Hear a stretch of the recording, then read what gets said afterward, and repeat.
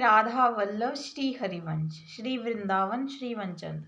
जैसे कि आप लोगों ने देखा होगा, पहली वीडियो में हमने हरिदास जी की कथा कही थी, वो उसका पहला पार्ट था। अब कल से जो हमने कथा डाली थी कल की, वहीं से हम शुरू करके दूसरे पार्ट में चलते हैं। तो हरिदास जी मंदिर के बाहर बैठे थे, ध्यान में बैठे थे। तो सेठ जी ने सोचा क्यों ना ये इत्र इन संत जी को दिया जाए, संत जी बिहारी जी को समर्पित कर देंगे। तो जिस समय सेठ जी संत जी के पास गए तो उस समय हरिदास जी ध्यान में बैठे हुए थे, ध्यान कर रहे थे ठाकुर जी का। तो फिर सेठ जी उनके पास आए, उनसे बोले, राम राम जी, आप कैसे हो? तो हरिदास जी तो ध्यान में बैठे थे, वो तो कुछ बोले नहीं।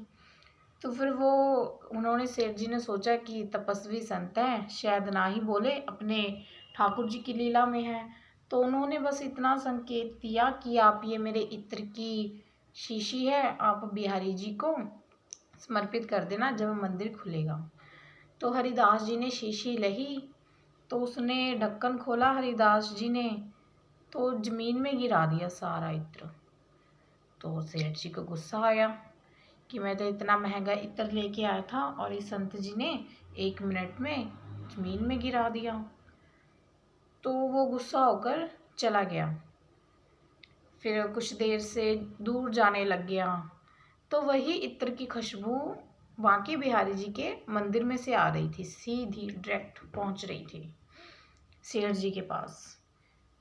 तो वो भागा भागा आया, मंदिर में गया। उस समय मंदिर के पट खुल चुके थे। मंदिर में गया तो उसने सोचा कि ये तो वही इत्र की खुशबू है जो संत जी ने इत्र जमीन में गिराया था।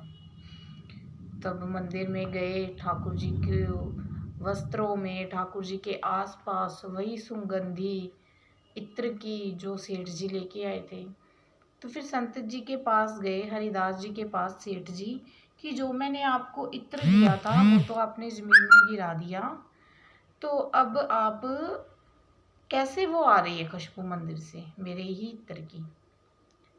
फिर हरिदास जी बोले, जिस समय तुम मेरे पास आए थे ना, उस समय मेरे हृदय में लीला चल रही थी। उस लीला में ऐसा चल रहा था कि जो श्री जी का पात्र है वो रंगों का खाली हो चुका है और हमारे प्रिया प्रीतम होली खेल रहे हैं, और जो ठाकुर जी का पात्र है वो रंगों से भरा है। तो ठाकुर जी ने तो श्री जी के ऊपर रंग डाल दिए, तो हमारी श्री जी जब डालने लग गई तो उनका पात्र खाली था। तो मैंने देखा कि ये पात्र खाली है और मैंने तुम्हारी शीशी खोली, मन में भाव बनाया कि मैं इत्र श्री जी के पात्र में डाल रहा हूँ। तो श्री जी ने पात्र लिया और सीधा ठाकुर जी के पास मारा। इत्र की सुगंधी इतनी थी कि वो ठाकुर जी को ही के पास पहुंच गई। तो सेठ जी तो चरणों में पड़ गए। उन्होंने तो सब कार्य छोड़े, सब कुछ किया, बिहारी जी के मंदिर में बिहारी जी की सेवा में ही लीन हो गए।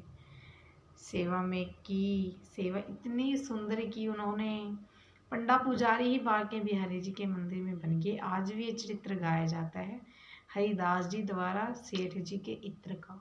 बोल बांके बिहारी लाल की जय, राधा रमन लाल की जय। जय श्री राधे, जय श्री श्याम।